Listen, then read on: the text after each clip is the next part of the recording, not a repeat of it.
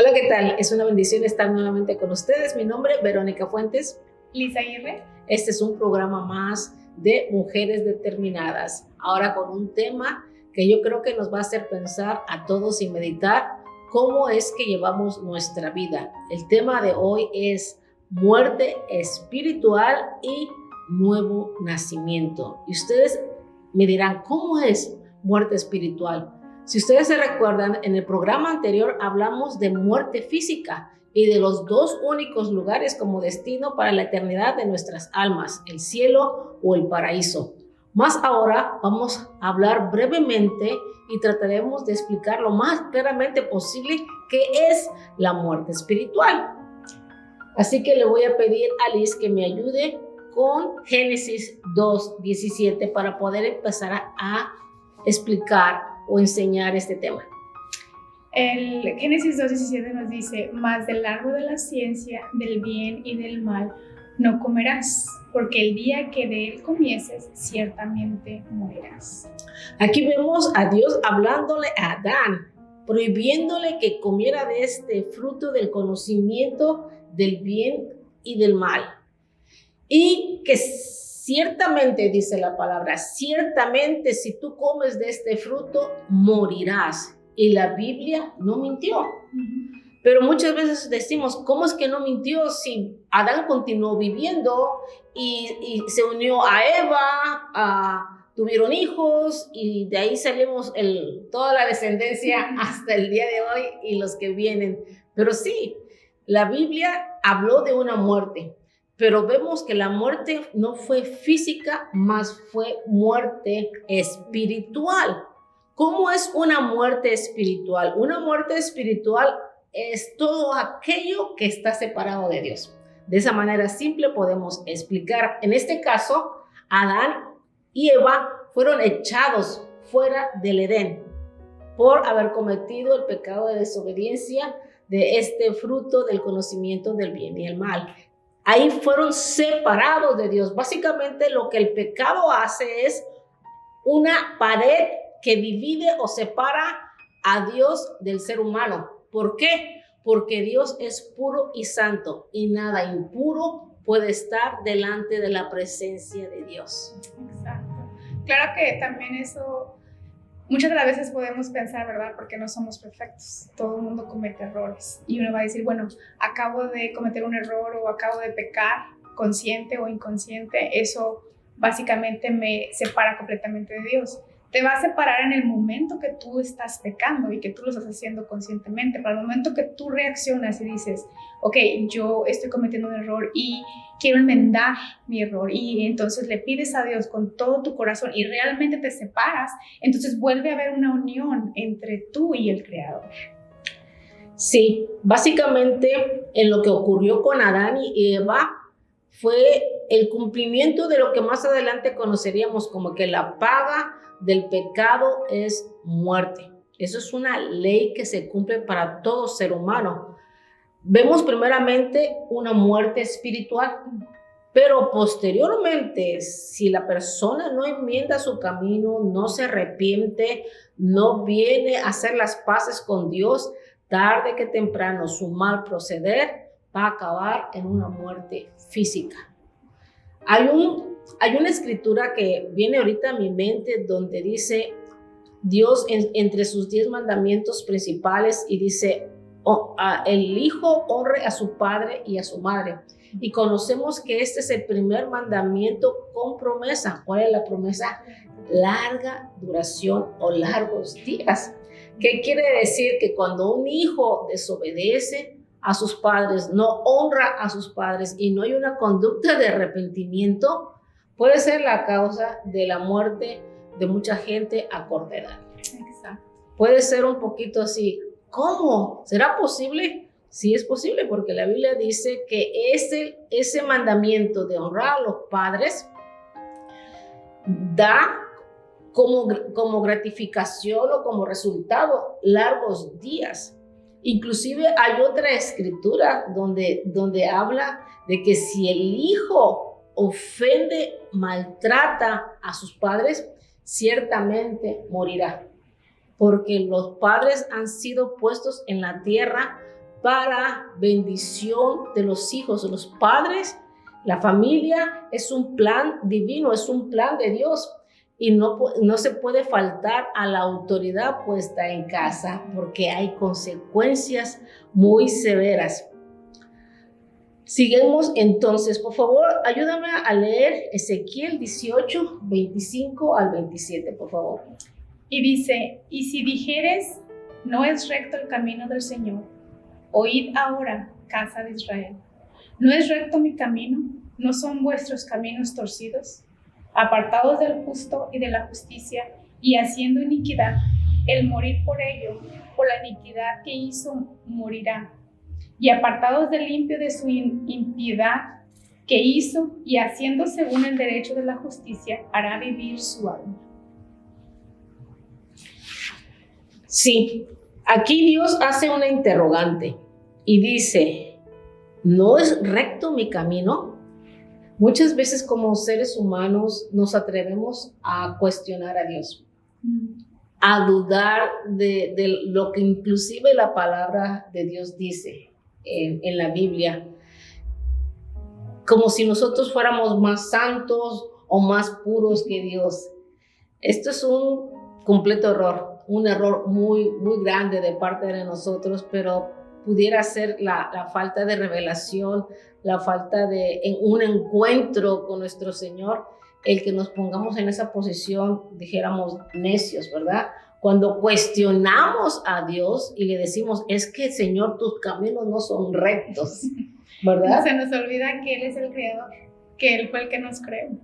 Exactamente, y que Él tiene todo el conocimiento del mundo, Él tiene toda la sabiduría, Él todo lo que hace como Dios perfecto, lo hace perfecto. Y no hay ninguna duda en sus caminos, que son rectos. Entonces aquí Dios dice, ¿no es mi camino recto?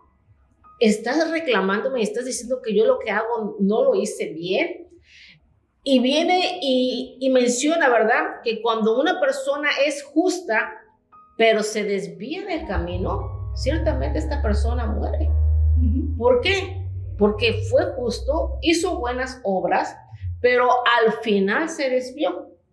No terminó bien su carrera. Mas fíjense la misericordia de Dios. Dice que cuando una persona comete iniquidad, pero se arrepiente, que hay una misericordia de Él, que esta persona puede ser salvada. Eso nos recuerda del programa anterior donde estábamos hablando del ladrón y Cristo Jesús en la cruz. O sea, Él no sabemos cómo fue su vida porque la Biblia no nos dice, ¿verdad? Pero nos está mostrando que al final Él reconoció quién era Cristo y lo reconoció y le pidió, ¿verdad? Así y Cristo le dijo, justamente hoy estarás conmigo en el cielo, entonces. Así que no todo aquel que se diga bueno puede decir que puede ganar esa carrera de salvación, ni todo aquel que es malo se puede decir que definitivamente va a ser condenado. Vemos que el pecado, simple y sencillamente, esa palabra de tan solo 6 letras, pecado, es lo que nos separa de la gracia de Dios, del reino de Dios, de estar delante de su presencia. No solamente un día cuando partamos de este mundo, sino ahora aquí en la tierra. Su palabra dice, venga tu reino, y lo que esa palabra nos quiere dar a entender es que se establezca el reino de justicia, de rectitud en nuestras vidas. En nuestras vidas, así como Dios en su reino celestial es puro, es santo y no hay nada de maldad. Ese es el deseo de Dios para con nuestras vidas. Ahora, por favor, ayúdame a leer Efesios 2, versículo 1 al 3. Y dice, y Él os dio vida a vosotros, cuando estabais muertos en vuestros deleites y pecados, en los cuales anduvisteis en otros tiempos, siguiendo la corriente de este mundo, conforme al príncipe de la potestad del aire, el espíritu que ahora opera en el hijo de desobediencia, entre los cuales también todos nosotros vivimos en otros tiempos y en los deseos de nuestra carne, haciendo la voluntad de la carne y de los pensamientos, y éramos por naturaleza hijos de la ira, lo mismo que de los demás. He aquí la descripción completa de lo que es muerte espiritual. Aquí dice antes, hablando de personas que fueron salvas a través de la sangre del Cordero de Dios, al limpiar sus pecados, al reconocer a Cristo y ser salvos. Habla de unos que en su vida anterior, en su pasado, estaban muertos espiritualmente, arrastrados por las corrientes del mundo. ¿Qué son las corrientes del mundo? Pues todo lo que en el mundo se mira hacer, y porque mucha gente lo hace, decimos es bueno. Estaba escuchando a una persona esta mañana donde decía, un video que alguien compartió donde decía que ya estaba cansado de que la gente llame bueno a lo malo y malo a lo bueno. Tenemos una mentalidad retorcida que queremos nosotros justificarnos cuando hacemos algo y lo queremos proclamar bueno cuando realmente no lo es. Y nosotros mismos nos estamos cegando a lo que está pasando en el mundo. Y fíjate que cuando yo leí esta escritura de Efesios 2 y decía muertos en sus deseos de la carne, muertos porque iban siendo arrastrados por las corrientes de este mundo, me vino a mi mente la palabra zombie, que es lo que nosotros, según como miramos en las películas, es un zombie, es un muerto viviente. Es un muerto viviente. Pero los zombies espirituales son muertos esclavizados al pecado. Uh-huh. Están como un zombie esclavizados al pecado y no pueden salir de ahí porque siguen los deseos de su carne y lo que miran a la gente hacer, que se pone de moda, todo mundo lo quiere hacer, donde ya no hay un poquito de pudor, donde ya la decencia es una palabra que se ha metido en un cajón y se le ha echado candado y llave, y ya nadie quiere saber nada de decencia porque todo les parece bueno. Nada es indecente, todo es aprobado si simple y sencillamente los medios de comunicación lo transmiten o lo plasman como algo común. Entonces, ya no, cuando se tiene esa muerte espiritual, cuando alguien vive muerto espiritualmente, simple y sencillamente nada es malo, todo es aceptable. Y vemos que la palabra nos dice que están solamente tras los deseos de la carne. ¿Cuáles son los deseos de la carne? Aquí en el siguiente versículo del libro de Gálatas vamos a leer un poquito cuáles son esas manifestaciones de la carne. Es Gálatas 5. ¿Qué es lo que nos dice? Nos dice, y manifiestas son las obras de la carne que son adulterio, fornicación, inmundicia, lavicia, idolatría, hechicería, enemistades, pleitos, celos, iras, contiendas, disensiones, herejías, envidias, homicidios, borracheras, orgías y cosas semejantes a estas, acerca de las cuales os sometéis, como yo lo he dicho antes, que los que participan tales cosas no heredarán el reino de los cielos. Y mira, Liz, aquí dice palabras tan sencillas como celos, pleitos, envidias. Y uno dice, pues, ¿quién no ha sentido celos? Enemistades. ¿Quién no ha tenido enemistades? ¿Quién no ha tenido envidias? ¿Qué es lo que esto quiere decir? Que si esto te gobernó definitivamente en un tiempo atrás, estabas muerto espiritualmente. Exacto. Si esto te sigue gobernando ahora en estos días, cuidado, quiere decir que no has nacido de nuevo, que todavía espiritualmente se está muerto. Y es que a veces se piensa que porque eres un homicida, entonces pero yo no lo soy.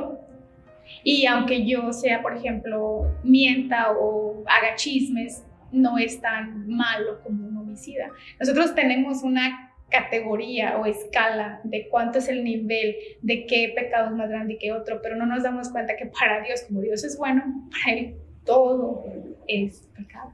Sí, en otras palabras, no hay pecado pequeño ni hay pecado grande. Pecado es pecado.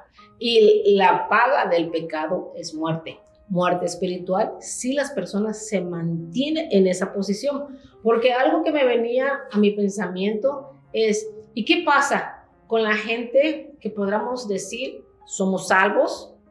Estamos reunidos, venimos a los servicios, leemos la Biblia, oramos, pero de repente hay una falla, hay una caída y nos vinimos involucrados en chismes. ¿Qué diferencia hay? ¿No hubo un nuevo nacimiento? ¿Estamos muertos espiritualmente, pero creyéndonos salvos? ¿Qué es lo que pasa? Y lo que pasa es una gran diferencia entre una caída, de que una persona tuvo una debilidad y le falló al Señor. Como seres humanos y como cristianos que profesamos servir a Jesucristo y creer en el Dios poderoso, eso no nos hace perfectos. Somos imperfectos y no vamos a llegar a ser perfectos hasta que seamos levantados y puestos unas ropas nuevas. Según nos dice la palabra, ¿verdad? Seguimos caminando en el camino del Señor con imperfecciones y esas imperfecciones van a salir. ¿Cuál es la diferencia al muerto espiritual? Es que el muerto espiritual vive constantemente y no quiere salir de su pecado. El Espíritu Santo, por más que quiera hacerle ver su error, no lo va a aceptar y va a seguir pensando que lo que hace está bien, aunque esté mal, lo quiere seguir haciendo porque le gusta. Sí, hay una necedad en el carácter de la persona. Es esclavitud del pecado. Están esclavos al pecado, les gusta pecar. Porque una persona no deja de tomar sabiendo que está mal, sabiendo que afecta a su esposa, a sus hijos, porque está esclavo de ese pecado. Y sí, y aún sabiendo que le afecta a su propio cuerpo. Muchas personas dicen, es que nadie sabe el camino que lleva esa persona si no has caminado en sus zapatos. Y eso es verdad. Pero si tú eres un cristiano que dices que eres cristiano y que tienes esa comunión con Dios, eventualmente el Espíritu Santo te va a dar una confrontación contigo mismo. Y si tu deseo es servir a Dios, entonces esa confrontación te va a ayudar a salir adelante. No va a ser algo rápido, va a ser algo parcialmente, poco a poco, que te va a ayudar, pero no podemos caer en el mismo error constantemente. Tiene que haber un cambio, tiene que haber una diferencia del yo anterior al yo de hoy que proclamo ser cristiano. Sí, la persona que es cristiana, que tiene al Espíritu Santo y tiene una falla, una debilidad, no se queda en el piso. Es confortado por el Espíritu Santo, es redarguido por el Espíritu Santo y es tomado por el Espíritu Santo para salir adelante de esa situación y lo consigue. Exacto. Esa es la diferencia entre el cristiano que comete una falta o aquel que está muerto espiritualmente. Ahora, vamos a seguir en Corintios 2:15 y 16. ¿Qué es lo que nos dice? Dice, salvan y en los que se pierden. Aquí estamos. Aquí. Porque para Dios somos gratos olor de Cristo en los que salvan y en los que se pierden. A estos ciertamente olor de muerte para muerte y a aquellos olor de vida para vida. Esta escritura, cuando yo lo leí, me impresionó. Me impresionó porque para todos aquellos que anteriormente estábamos muertos espiritualmente, ese aroma es el que Dios percibe, olor a muerte. Pero todos aquellos que hemos sido rescatados por la gracia y por la misericordia de Dios, ya no tenemos olor a muerte. Tenemos una fragancia, un aroma de vida, una fragancia agradable a Dios, porque dígame si no, ¿acaso un perro muerto huele igual que un perro vivo? No, definitivamente no. No, el aroma de un animal muerto nunca se va a comparar, ¿verdad? Al aroma de un animal que está vivo. Es diferente y así mismo, Señor percibe si la persona está muerta espiritualmente o ya fue rescatada del hoyo cenagoso, del pecado, redimido por la sangre de nuestro Señor Jesucristo.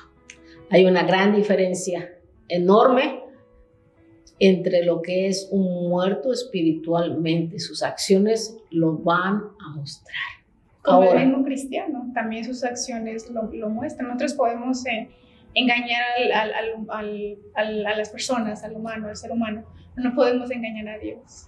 No se puede engañar a Dios. Así es, no se puede engañar a Dios. Podemos llevar el título de cristianos, pero realmente no haber nacido de nuevo. Y ese es el siguiente tema del que vamos a hablar.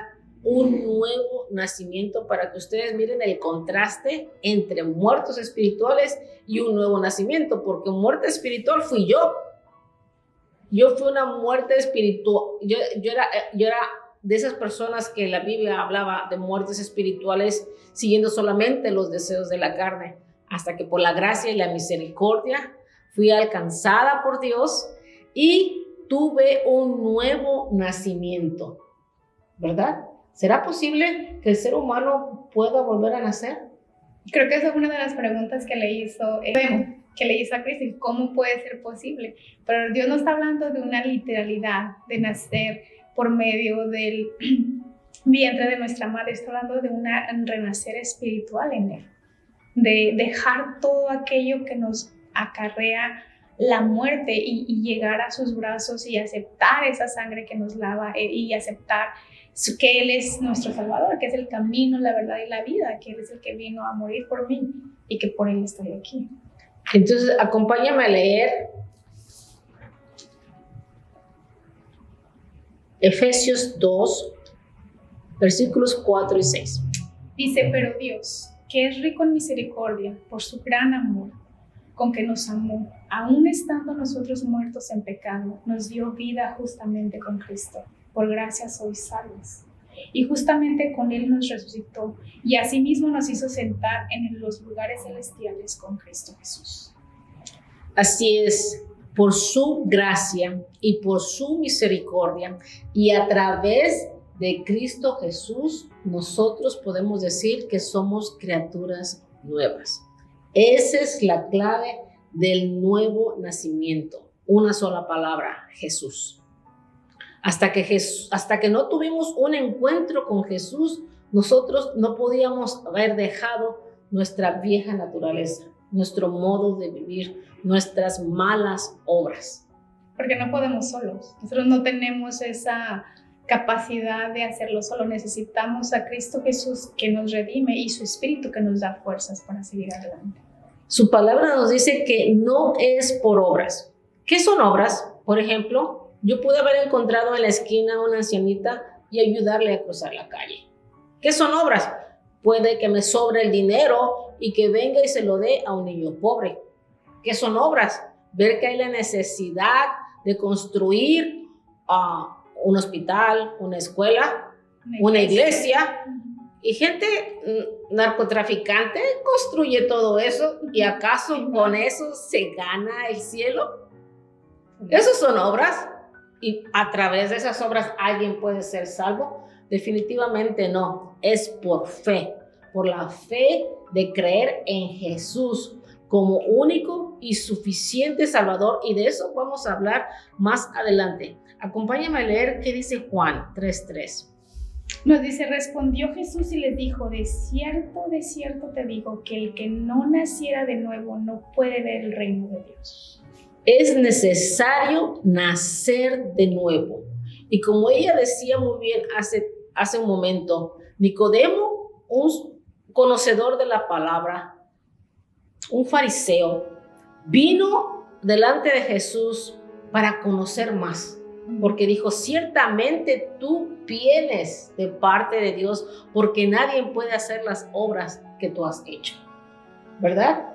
Y entonces Jesús le dice, para venir a ser parte del reino de los cielos, no hay de otra manera más que nacer de nuevo. Y él viene con esta incógnita y dice, ¿será que ¿yo siendo grande puedo entrar al vientre de mi madre? Definitivamente no. Hablaba de un nacimiento espiritual, una nueva vida, y como la escritura anterior nos decía, es a través de la misericordia y la gracia de Dios, a través de reconocer que Jesucristo es nuestro único y nuestro suficiente Salvador. Jesús es nuestro único y suficiente Salvador. Yo sé que nosotros crecimos escuchando mucho o poco de la fe, mucho o poco de Dios, mucho o poco de lo que la Biblia dice, pero hay una verdad poderosa. Solamente Jesús salva. No hay otro camino a la salvación, solo a través de Jesús. ¿Por qué lo digo? Porque la Biblia lo dice así y no menciona a nadie más para que nosotros podamos ser salvos, solamente a Jesús. ¿Qué es lo que dice Juan 14:6? Dice: Jesús le dijo: yo soy el camino y la verdad y la vida, y nadie viene al Padre sino por mí. No, la Biblia no habla de nadie absolutamente más que nos pueda salvar, solamente Jesús. Y dice muy claro, nadie viene al Padre, absolutamente no hay otro camino. Hay un dicho muy curioso que dice, todos los caminos llegan a Roma. Aquí pero no al cielo. No al cielo. Muchos caminos te van a poder llevar a la perdición y a muchos lugares, pero el camino que nos lleva a la presencia de nuestro Padre Celestial es única y exclusivamente a través de Jesús. Porque, como hablábamos anteriormente, Él vino a romper esa división que había entre nosotros y Dios. Él es el intermediario entre la tierra, entre nosotros y Dios. No hay nadie más que Él está sentado a la derecha y está intercediendo por nosotros. No hubo otra sangre preciosa que fuera válida como redención más que la sangre de Jesucristo. No hubo otra persona que se pudiera sacrificar en la tierra que hubiera valido para limpiar nuestros pecados, únicamente la sangre de Jesús. Y bueno, continuando, ¿qué es lo que dice Efesios 2:12 al 14? Empiezas de aquí. En aquel tiempo. En aquel tiempo estabais sin Cristo, alejados de la ciudadanía de Israel y alejados de los pactos de la promesa, sin esperanza, sin Dios en el mundo. Pero ahora en Cristo Jesús, vosotros, que en otros tiempos estabais lejos, habéis sido hechos cercanos por la sangre de Cristo Jesús, porque Él es nuestra paz, que de ambos pueblos hizo uno, derribando la pared intermediaria de separación. Estábamos alejados de Dios por el pecado. Y había una pared, pero aquí habla de que de entre los dos hizo uno. Está hablando que en aquellos tiempos había dos pueblos, básicamente en todo el mundo, los judíos y los gentiles. Todo aquel que no era judío, llámese romano, llámese griego, llámese mexicano, éramos considerados gentiles. Y hubo una barrera que separó a los dos e hizo uno solo. ¿Cómo es que se hace uno solo estos dos pueblos? La fe en Cristo Jesús. Si no se tiene la fe en Cristo Jesús, siguen siendo alejados de la ciudadanía celestial. Pero no solamente esa pared fue derribada de entre ellos, sino que también fue demolida la pared por la sangre de Jesús para poder nosotros tener ya la relación con nuestro Padre Celestial. Que el velo se removiera de nuestros ojos y ver la verdad, que Él es el camino, la verdad y la vida. Así es, fue solamente el sacrificio de Jesús que hizo posible que esa pared de pecado fuera removida de nuestras vidas, porque nos impedía estar delante de la presencia de Dios, así como le ocurrió a Adán y a Eva. Fueron echados lejos de la presencia de Dios y cayeron en una muerte espiritual, pero Jesús vino a romper con eso. Así es. Segunda de Corintios 5:17, ¿qué nos dice? De modo que si alguno está en Cristo, nueva criatura es. Las cosas viejas pasaron, he aquí todas hechas nuevas. He aquí el secreto de una nueva vida o vida espiritual o nuevo nacimiento, como lo que estamos tratando en este día. El que está en Cristo, nueva criatura es. Las cosas viejas pasaron. ¿Qué cosas viejas hacíamos en nuestro pasado? Todo lo que ya se explicó en el verso anterior. Borracheras, celos, pleitos, contiendas. Y uno dice, no, es que yo soy una buena persona, pero me enojé con el vecino y ya no le quiero hablar. Y yo me considero buena persona. También me puedo considerar buena persona y no me hablo con mi hermano. Me puedo yo considerar buena persona y me quedé con la herramienta de alguien que me la prestó y ya no se la devolví. Pedí dinero y ya no lo pagué. Y todas esas son cosas que en el nuevo nacimiento ya no podemos, porque el Espíritu Santo está ahí. Dios vino a hacer morada en nosotros a través de su Espíritu Santo cuando nosotros reconocemos a Jesucristo. Y el Espíritu Santo está ahí, estorbándonos, diciendo, eso ya no lo puedes hacer. Por eso la Escritura dice, ya no se peca a gusto. Ya no se peca a gusto, dijeron algunos. El que está en Cristo, nueva criatura es. Las cosas viejas pasaron, nuestro pensamiento se empieza a renovar y ya no pensamos como pensábamos antes. Y porque ya no pensamos como pensamos antes, ya no sentimos como sentíamos antes, que podíamos odiar, aborrecer, tener amargura, malos deseos. Ya el Espíritu Santo que mora en nuestro corazón dice, estoy yo ahí en tu corazón. Ya no hay espacio para todos esos malos pensamientos. Ya no hablamos como hablábamos antes. Yo les he contado mi testimonio de cuando Dios vino a mí y me redarguyó en que iba a juzgar toda palabra ociosa que saliera de mi boca y ya no más pude decir una mala palabra. Porque eso es lo que pasa cuando Dios viene a tu vida.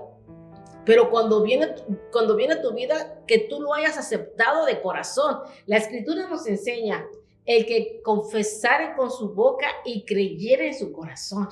Ahí ocurre algo maravilloso, porque entonces hay una transformación, hay un nuevo nacimiento. Hay un cambio. Hay un cambio en nuestras vidas, en nuestras obras.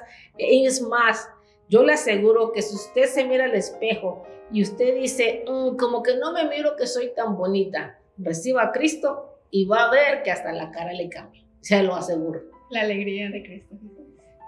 Es que ya no, se nos quitan los zombies. Se nos quitan los zombies. ¿Sí? Se nos quitan los zombies. Vamos a empezar a terminar. Ayúdame por favor con Gálatas 5, 22 y 25. Mas el fruto del Espíritu es amor, gozo, paz, paciencia, benignidad, bondad, fe, mansedumbre, templanza. Contra tales cosas no hay ley, pero los que son en Cristo han crucificado la carne en sus pasiones y deseos. Si vivimos por el Espíritu, andamos también en el Espíritu. Amén.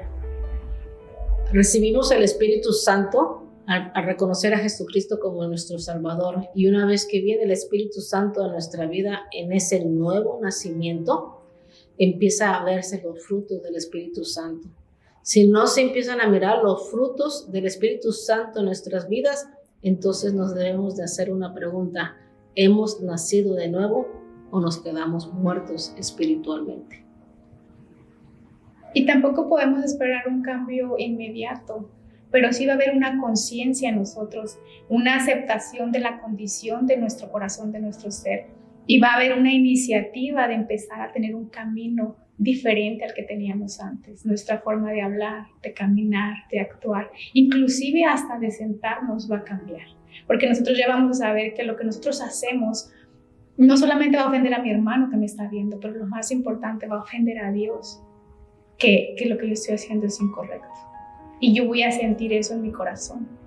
Voy a sentir ese espíritu que me va a decir, siéntate bien, no te pongas esa falda, no hables de esa manera, esa bebida ya no la necesitas. Vamos a sentir eso en nuestro corazón y es lo que nos ayuda. Por eso Cristo Jesús nos dejó al Espíritu Santo, porque sabía lo difícil que era para el ser humano vencer todas estas cosas. Entonces nos dejó esa ayuda y Él es el que nos ayuda a cambiar la vida. Pero si no le damos el espacio que Él necesita para obrar en nosotros, Él no puede obrar. Tiene que haber una decisión y un compromiso de nuestra parte una vez que ya venimos a los pies de Cristo.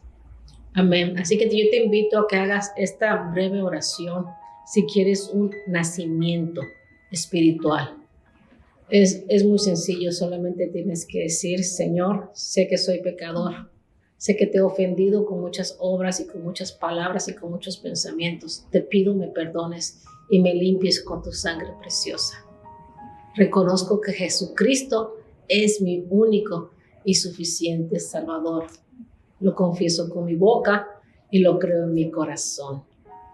Por favor, escribe mi nombre en el libro de la vida y que tu Espíritu Santo me guíe en caminos de rectitud. Cámbiame, transfórmame, renuévame, sáname. Sana mi corazón, sana mi alma, sana todo mi ser, Señor. Ya no quiero ser la misma. Quiero que se cumpla esa palabra de los que están en Cristo. Nueva criatura es, las cosas viejas pasaron. Que ya todas las cosas viejas y malas que hacía antes ya no las vuelva a hacer. Que las cadenas que me ataban al pecado sean rotas por el poder de la sangre de Cristo. En el nombre de Jesús oramos y pedimos. Amén. Gracias, que la paz de Cristo gobierne tu vida y que la luz de su palabra alumbre tu caminar. Ha sido una bendición estar con todos ustedes. Dios me los bendiga abundantemente y nos miramos a la próxima. Sonríe, la vida es mejor ahora que tienes a Cristo. Vas a mirar todo de manera diferente. Colores van a verse, los que nunca antes habías visto, van a empezar a aparecer y siempre han estado ahí, pero ahora se ha quitado la venda de tus ojos y ahora vas a mirar a través de la lente de Dios. Bendiciones. Bye. See you later.